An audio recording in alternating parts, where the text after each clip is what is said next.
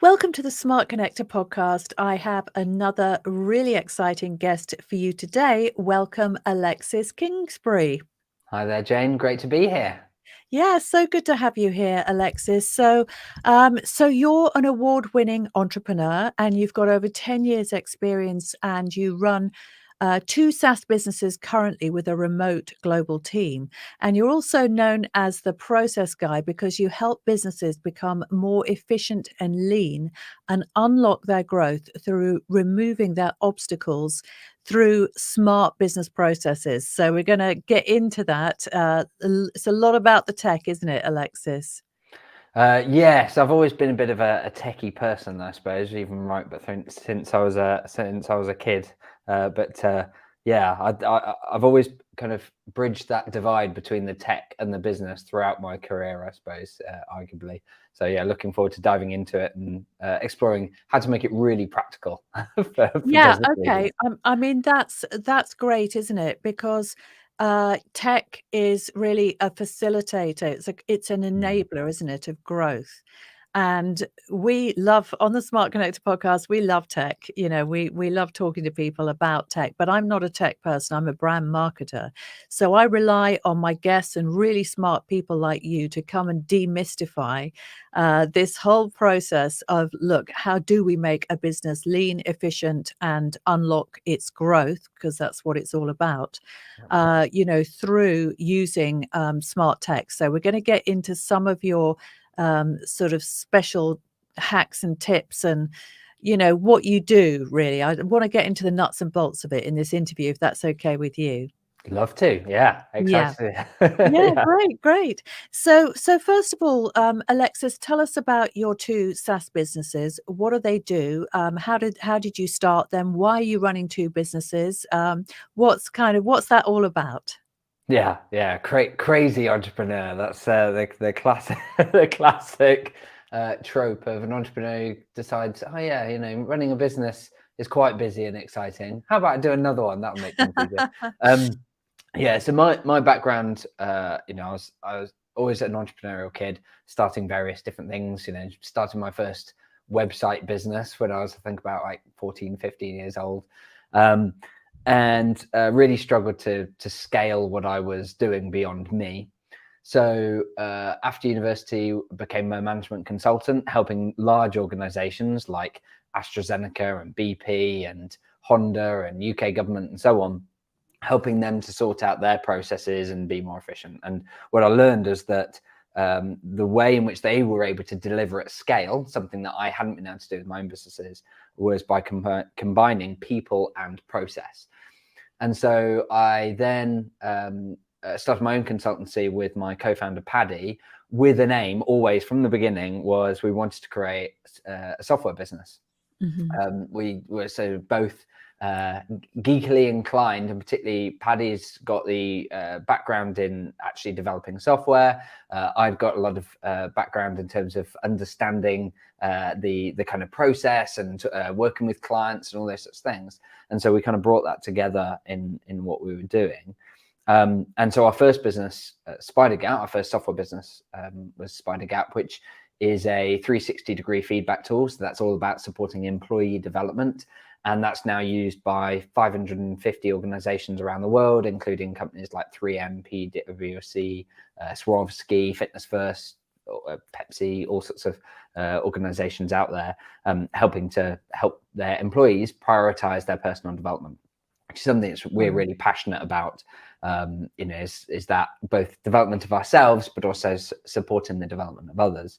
So that was our first software business. And after rocky years, it's one of those things where people tend to draw these hockey stick charts and go, wow, you've had this amazing success, and you got awards and all these sorts of things. But it's like it didn't feel like that, and it took a long time, particularly in the early days. And so, but we did manage to then grow it and got to a point where we've now got a global remote team with people based in 9 countries across 5 continents. And I'm myself and my co-founder actually are no longer operationally required in SpiderGap, and it's run by a fantastic COO. So all the day-to-day, the week-to-week, I'm not required in, and can be just strategic on that business. And what was fantastic is that enabled myself and Paddy to kind of look a little bit wider and say, well, what other challenges would we like to solve out there? And one of them was something that we'd experienced ourselves building SpiderGap, which is, how do you delegate? How do you scale? How do you bring people into your organization and get them up to speed quickly without derailing everything else that's going on for you?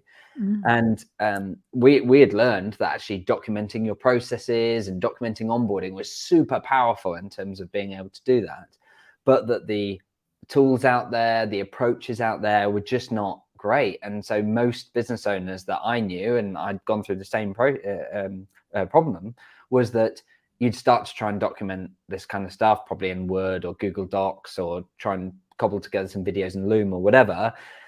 And it would kind of solve a few little problems, and the team start to use it, and you get excited, and this is great, I'm going to free up all my time. But the team struggle to find the right guidance, therefore not everyone uses it, they're still not consistent, no one keeps it up to date. And as a result, give it a few months or years, you're kind of back to square one, and you've just got this mess that you can't really deal with. And so we created Air Manual to basically solve that problem. So we created an approach to sorting out your business processes that actually works and things stay up to date, but also provided a tool that removes the friction. So it removes the friction from team members being able to make quick updates to your process, or and removes the friction from quickly capturing a process while you're doing it, rather than that being a thing that, but that's going to take hours. It's like, no, you can capture it at the point of doing it. So that's what we do it.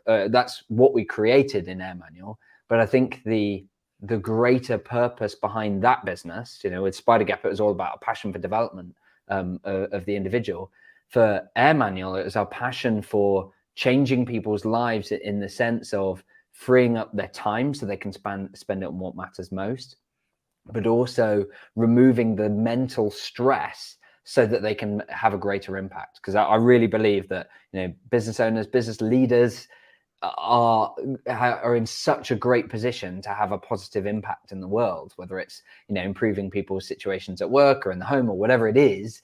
But that can't happen if you don't have the time or the mental space to be able to create that impact. So that's what we're all about, is kind of creating that space that you can do it. Absolutely. I think that sounds amazing. And just a question, do you use blockchain technology, or are you planning to introduce blockchain technology into your businesses? So we not directly. So my technical team, I'm sure, may be able to identify specific cases where it's used as part of various security stuff that we have in the background, because we have to operate enterprise grade security. We've recently got our ISO 27001 certification and so on. So there's a whole load of stuff there around keeping stuff secure, but specifically not blockchain as part of our tools. I think that blockchain and cryptocurrencies and more recently kind of AI and so on kind of come into the field of view in these kind of tech opportunities, as you mentioned in your intro. And one of the challenges I think for business leaders is to work out, is this hype? Is this relevant to me? Is there something I can do with it? Is there an opportunity? Is there a risk to me? And I think that that's something that we've been really good at. I think partly because of our consultancy background, is taking that step back and really looking at avoiding getting sucked into the hype, and instead look at the real world application. So blockchain isn't something that we've ended up utilizing. However, AI and related tools certainly are, and particularly in terms of improving efficiency and processes. Amazing. When you're talking, Alexis, I'm just thinking, the businesses that are adopting your methodologies and processes, they are going to be really efficient businesses, aren't they? Because it's very, very powerful when you think about where, as you said, most businesses were, say, 10 years ago, relying on a lot of people, really, and a lot of unreliable processes, because when you put it all the responsibility on people's shoulders, then you need a process for managing them, don't you? Absolutely. I think the as you say, it's about managing those people. I think that sometimes we talk about, oh yeah, tech can do all these things. That means you don't need as many people and so on. And that's true. And that's been a continuous movement in terms of specific activities requiring less human effort to do them. And yet unemployment's at its like lowest level and so on. Like, when people go, oh, but it's terrible because it takes people's jobs. It does from certain activities and creates them elsewhere, and you just do other stuff, right? There's always that. And but the key for a business is being able to move with that, because if you're a fabric business that was still using old technology to create your garments, you're going to really struggle to be able to compete against other businesses, right? So it is about being able to kind of move with that. And I think a nice example is as we're working with a client today who their biggest challenge, because one thing's that our number one core value is focus on impact. So we always start with what's the biggest challenge, what's the biggest problem that we can solve, not just, oh, we'll document your business. It's what's the problem that we're going to start off by solving by documenting this particular area. And in their case, it was product returns. So they have a load of returns that they'll process. Around I think it works out as about 100 per month, something like that. Really decent sized business that's operating at scale. So that's just part of operations. The challenge was that none of it was being captured particularly well. As a result, they didn't really have the reasons for why these returns were being made. Also, it wasn't always possible for them to relist the product if maybe it was returned not because it was damaged, but because it wasn't wanted. Well, that's a product that could be sold again. And so there are all these challenges. When we looked at it, you're talking about we literally worked it out as £120,000 worth of just stock that is lost as a result of bad process for how they're managing it. And that's not even then adding in all the time that tens of people across their organization are having to spend on, hey, we've got this item sitting on a shelf, I don't know why it's here. Okay, I'm going to try and look into it was a customer return or whatever, like all of that mess and pain. And then the business owner said, and actually, hang on, you've also got the impact on the customer. Like, we give a terrible experience for a customer that wants to return something. Compare that to someone like Amazon, where you get a great experience when you want to return something. And so when you take a problem like that, and of course, technology can help. You can put in technology, perhaps a form for capturing the details of the return, or you could even provide that form to customers so that they could fill it in, or you could have technology that would produce the address and a barcode and all these sorts of things.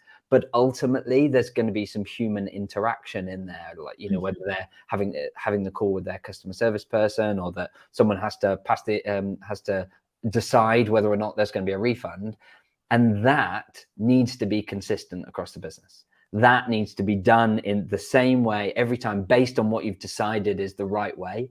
And so essentially, what do? We document, here's the process for logging a return. Here's the process for the warehouse when they receive a return. What do they do? What do they check? Here's the process for handing that over to finance. And when those things exist and when they're followed by the teams, suddenly magic happens, because suddenly it becomes not a problem. It massively reduces the costs and the lost stock. It massively reduces the time that's taken and creates a better experience for the customer. And so a relatively small amount of time invested, we're talking single digit hours, okay, with a few members of the team, and to both map it and implement it, can save hundreds of thousands of pounds. And it's that scale of impact that you can have when you get really specific on the business problem you want to solve, and then use good approaches around processes and so on, and technology to support that. It's incredible the impact that you can have. And I think often leaders underestimate the impact that you can have and overestimate the amount of work that it will take to get there. Yeah, that's very, very interesting point. I'm sure they do, and it's amazing, isn't it, the power of technology and processes, both in terms of introducing that efficiency, but I think also the interesting thing is that brand is, of course, about customer experience. I mean, it's not just that, but actually the consistent experience that a customer has when they go through the life cycle of their exposure to you is going to determine their expectation in the future. And Mm. really the perception of your business is your brand. You know, that is what it is. So something a business like Amazon, for example, their brand, they don't look particularly interesting or kind of groovy or whatever, but they are a very frictionless experience, Mm. and so that's what it's all about. So I can see how this is very, very important. You know, not just to, as you said, the business efficiency, the savings, all of those things, but also to the longevity and the sustainability of the business's brand and its performance competitively in the marketplace. So, yeah, really, really powerful stuff, Alexis. Yeah, and I think, as you say, the impact on your brand, and I think both as a the brand facing your customers, but also your employer brand is Yes. hugely impacted by it. So, for example, if we take employer brand, you could say, Mhm. well, how do you show up to candidates that are interested in coming and working for you? Because of course there's Yes. some stuff you can do with your adverts to portray, oh yes, we're a really exciting innovative company that blah blah blah, but actually what will really show you up is your recruitment process. To what extent are your values, your brand values, your company values built into that recruitment process? For us, for example, one of our core values is attention to detail. As a result, every stage of the process, we've really thought about making sure that the person understands what the next step is, where they've been before. We provide detailed feedback. Everything that we create is geared to be user friendly and so on, because we apply that attention to detail. Equally, we one of our core values, one of our 5 core values, is enjoy the journey. We're very careful in our recruitment process to make sure that people don't feel like, oh yes, I better get this done at the weekend because they'll be expecting it Monday or whatever. Like, we make sure that we're clear on our expectations, and that we're flexible based on their work and all these sorts of things. Those are little ways in which our values are embedded throughout our recruitment process, and that it doesn't just finish at recruitment, it goes all the way into employee onboarding as well, so that when people apply for to work in one of our businesses, and when they then join it, the experience is both a consistent but an excellent one and in line with our values. And we get great reviews for it on Glassdoor and so on. But really, in terms of business impact, it means that we're able to get talent that we otherwise wouldn't, given the nature of our organization and what we can pay and all that kind of stuff. And it means that we don't have failed hires. Some of the clients that we work with, they'll tell us that, yeah, we need to sort out our onboarding process. We hired someone last week, and after 5 days they didn't stay, and we believe it's down to our onboarding process. They didn't feel welcomed, they didn't feel engaged, they didn't feel supported, and as a result they left within a week. Wow. That is a mistake worth many possibly into tens of thousands of pounds, possibly into 6 figures, in terms of the time wasted, the impact of when you've not having the hire in place for longer because now you've got to either restart your recruitment process or whatever. That's huge. And particularly Mm. if the next person that you bring in isn't guaranteed to stay either. And so fixing those sorts of processes, whether it's employee onboarding, whether it's client onboarding, is another great example. Yeah. We I can tell you an example of working with an accountancy firm where their client onboarding process was completely letting down their company and holding them back, and solving that was like the absolute critical unblocker, so that it was consistent with their otherwise amazing brand. Yeah, yeah. I mean, you raise some very, very interesting points that all really underpin the importance of what you're talking about. And I think the interesting thing about the recruitment process and the onboarding and so on, I mean, I'm very interested obviously on a client onboarding because I know how important that is in terms of marketing and sales and so on. But just to go back to what you were saying about the employees, I mean, my children are millennials, and well, the older ones are, and it's amazing how much they really do care about the experience of the interface of the company. It's never just about the money, I think, for that particular generation. And there is a real economic benefit as well, isn't there, to attracting the right people and having them align with your process and your brand and actually ultimately your business, because it means you don't just have to throw money at them and pay them more than everybody else. So I can see how powerful this is for that particular age group as well, because I think it's far more important than it was, say, 20 years ago. Absolutely. And I think there's a variety of reasons for that. I think that there's an element of generational impact where younger generations have seen the journey that their parents have been on in their relationship with work. Yeah. I'm certain that there are generations that look at their parents and the ethos was, you work to earn your money, and and it was back in days of unions and all this kind of stuff, and there wasn't that sort of passion for career development and so on. And then of course you got other generations where it was about how actually it's being able to travel and having an exciting job title and all those sorts of things became important. And then that changed over time, and suddenly actually you've got more of it becomes more important around flexibility and supporting having a family and more gender equality, and so that you don't have to have traditional male and female models and all these sorts of things. And then I think we're also seeing again the changes in the generations approaching work, then more about alignment to values and purpose and feeling like you're actually having a positive impact on the world. And so I think those shifts, I think often we look at it as being, it's millennials versus boomers and all these sorts of things. But actually, I think that it's not, I think sometimes it's seen as this sort of negative, entitled or whatever. And I see it as neutral. It's each one has positives and negatives in terms of the attitude, but it is just a journey of, to some extent, enlightenment and learning.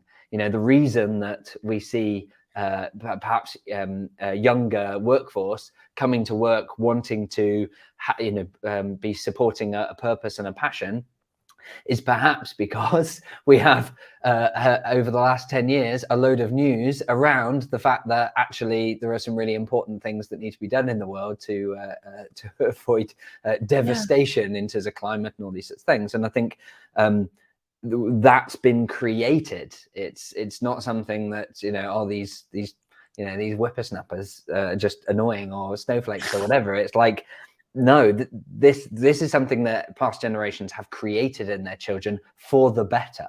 And I actually think it's a good thing. I think that the having a workforce, having employees who care about what they do and why they do it is a good thing. I far prefer that to someone who says, look, I don't, I'm here for the paycheck and so on. That's not what we're about. We're more about the why. And that has an impact on your brand and your experience with the customer as well. Someone who genuinely resonates with, for example, our purpose of helping business leaders to free up their time and remove the mental stress so that they can have a greater impact. Someone who actually believes that and says, yeah, I love the fact that people like Elon Musk are out there going and solving climate problems, and I want to help other business leaders to do these amazing things.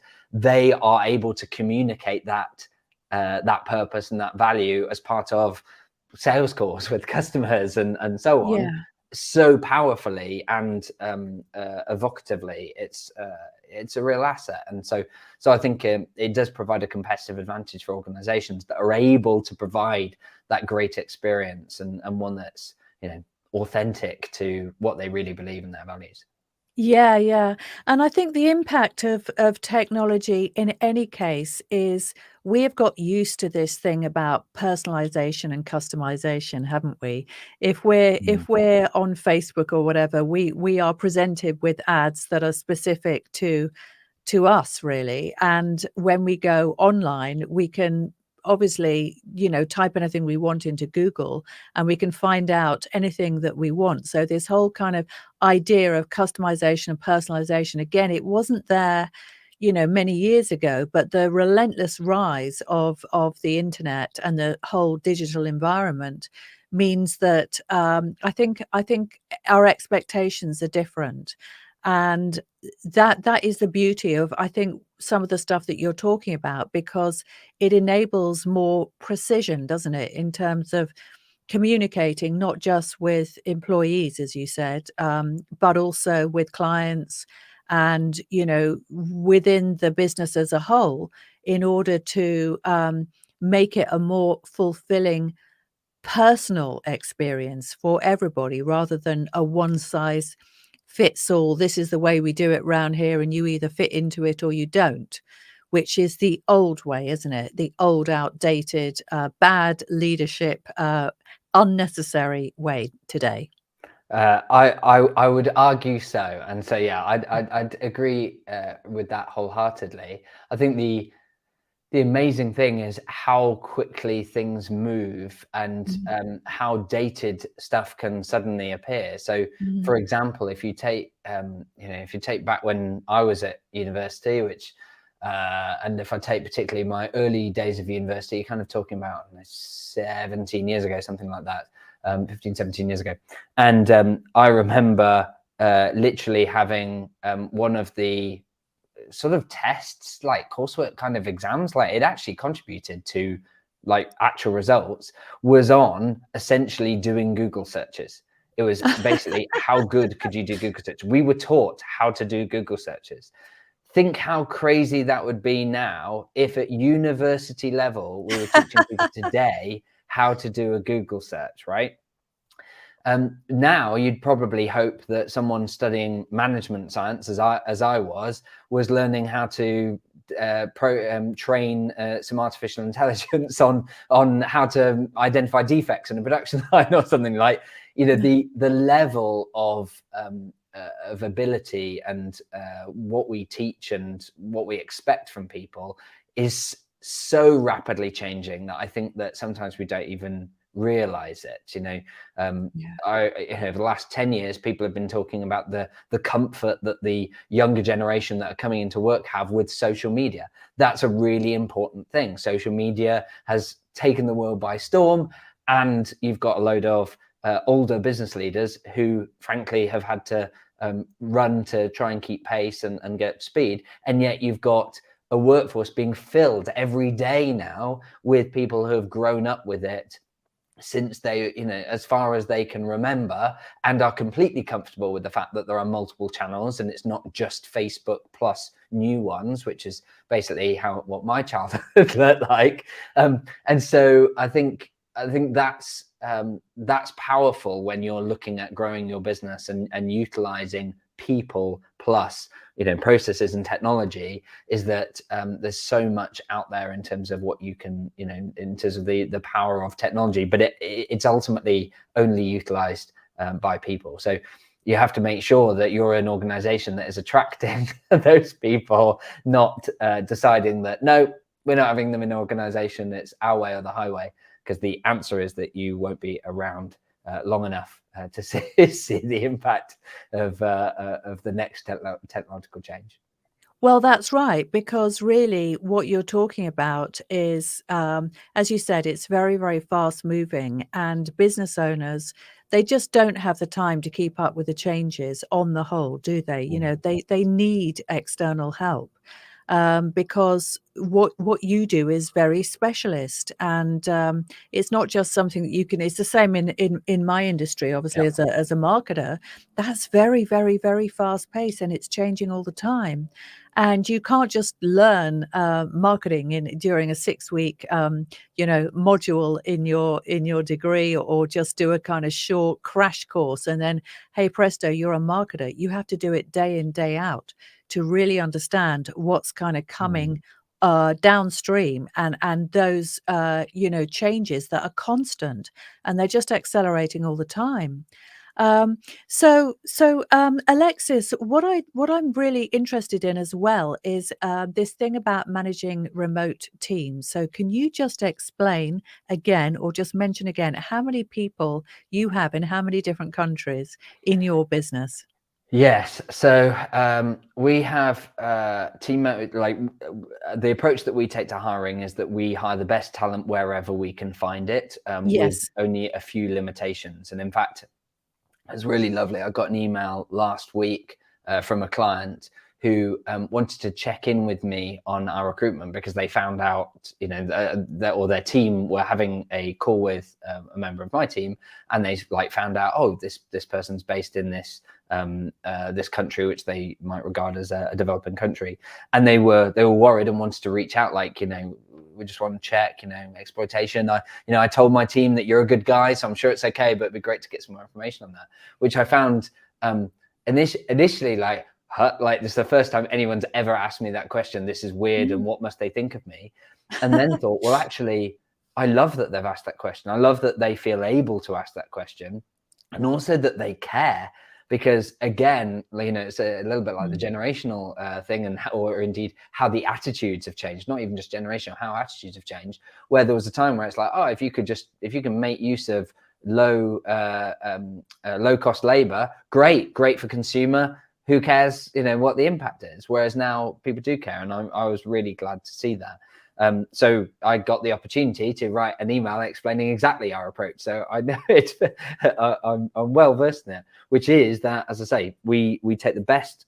We cast the net wide when we kick off our recruitment process, and we essentially allow people to apply from nearly any country. There are limitations based on sanctions and countries that are aggressors in illegal wars, and some countries that we can't hire in because of legal restrictions on how you can hire and all these sorts of things. So there's a few restrictions, probably like 10 countries that we can't hire in, but generally we're able to just cast the net wide.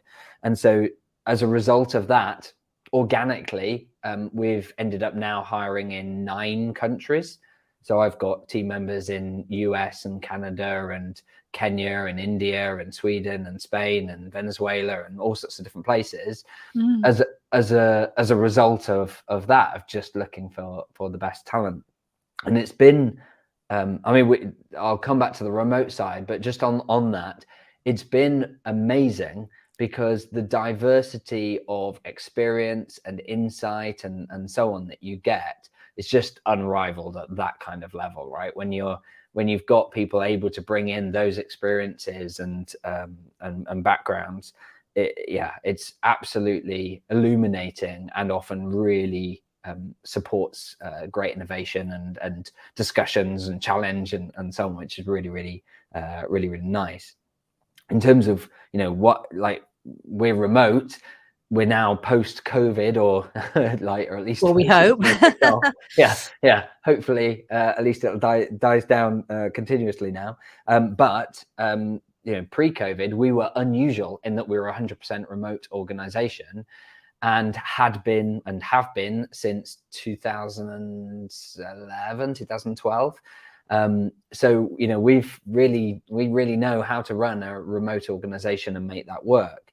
And it's funny that my friends round a barbecue that would have said, oh, I can't imagine working from home, I wouldn't be as productive, and I couldn't trust my team to do this and so on, COVID comes along, and lo and behold, suddenly they're all saying, "Oh yeah, I can't, it's so people are so productive, and I get so much done now that I don't have the commute, and actually my team are really enjoying it." And so I've been saying this for years, but it's something that we've been doing a long time. I love the fact that we do it. I think it enables us to support various important life decisions, like to what extent you spend time with your family. The fact that I basically get to have lunch with my wife every day and have coffee breaks and things and stuff, and be able to drop off the kids every morning and finish at a good time and go help them with homework. Like, those are things that are really important to me, and I know that other people in our team find various other things important that a remote working sort of lifestyle kind of really support. So it's not for everyone, but it's something that's really worked well for us.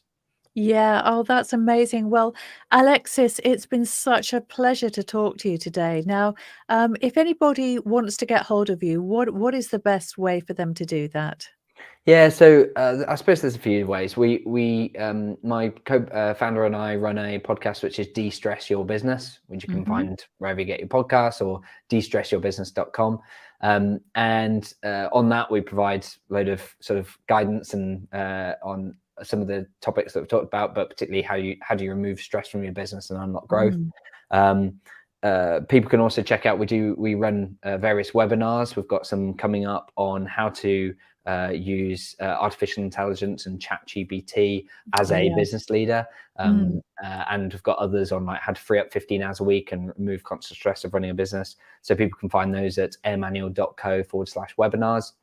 But also, I'd invite people to reach out, follow me on LinkedIn and other social media, and reach out, connect. You can email me / my team at alexis.kingsbury@airmanual.co, and it's really lovely to hear from people. I love it when people hear a great show like yours, Jane, and say, "Oh, I got this great idea, and as a result, I've done this, and I had this question." That's what it's all about for me, is being able to support people make practical changes in their business so that they can spend time on what matters most and have a greater impact. Amazing. Okay. Well, thank you again, Alexis. What a fantastic conversation we've had today, and look forward to, well, I'm going to jump onto your podcast, aren't I, That's soon? right. So, Absolutely. We're going to have you look on forward to De-Stress Your seeing you on Business. the other side. Looking forward to it. Thank you very much. Really enjoyed it today.